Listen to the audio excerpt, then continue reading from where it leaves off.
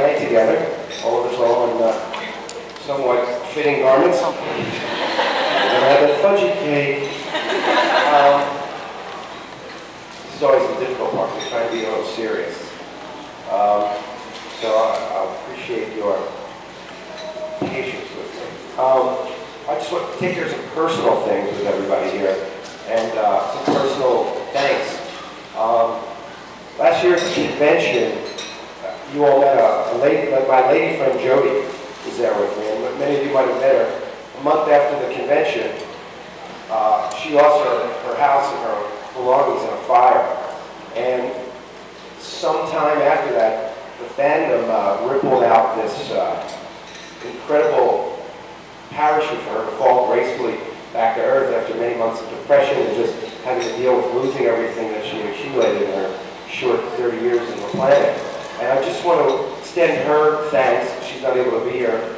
And my personal thanks for the gifts you all bestowed as friends of mine, and of course as friends of Jody's, and the fandom as a whole reached out and accumulated a very nice sum of money, and you've all taken part in building her life again with your love and your care and your dollars. And I just want to thank you and applaud your love and your commitment once again to being there in a way that is oftentimes not apparent in day-to-day life in our world. So thank you. You guys all helped Jody buy her sofa, which is the only piece of furniture in her house. It's a gorgeous sofa, and I just really, my heartfelt thank you for being who you are, and my blessings for having you in my life. Thank you very, very much.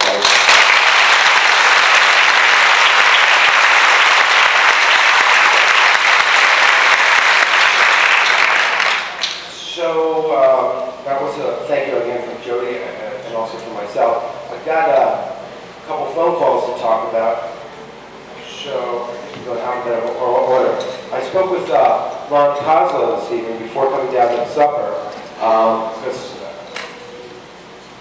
I owe a great amount of gratitude and thanks for coming up with this wacky idea, and I'd like to share. I always like to share with him how his creation, again, has rippled in the universe, and how it's brought so many of us together, and how it's just been able to assist in making the world a nicer place.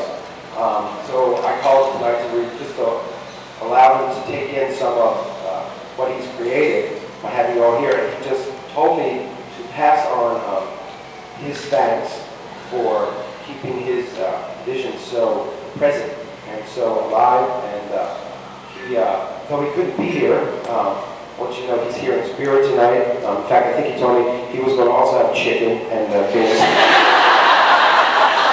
And just to, kind of go along with the flow.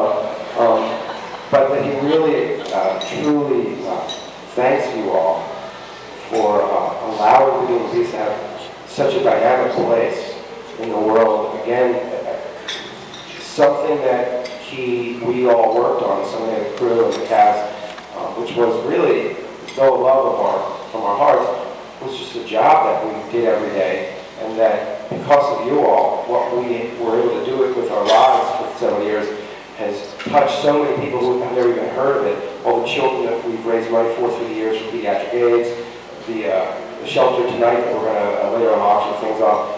If it wasn't for you, as Ron put it, Beauty and the Beast would just be a bunch of one-inch video tapes in a vault in Hollywood. But he clearly wanted you to get the message that he thanks you all for making Beauty and the Beast a reality in the world. And his love and joy is with you all tonight. So thank you all again from Ron Kozlow.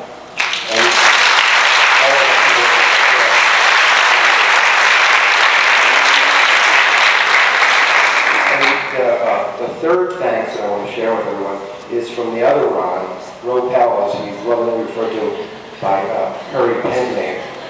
And Ron likes his name, Ropel. He used to call him that in the beginning of his autographing days, and he was like, "Where's that from? You write your name like that?" No, okay. So spoke with Ron just returned from Paris. He was there, of all things, as a model, a runway model, a fashion show for a, go figure, right?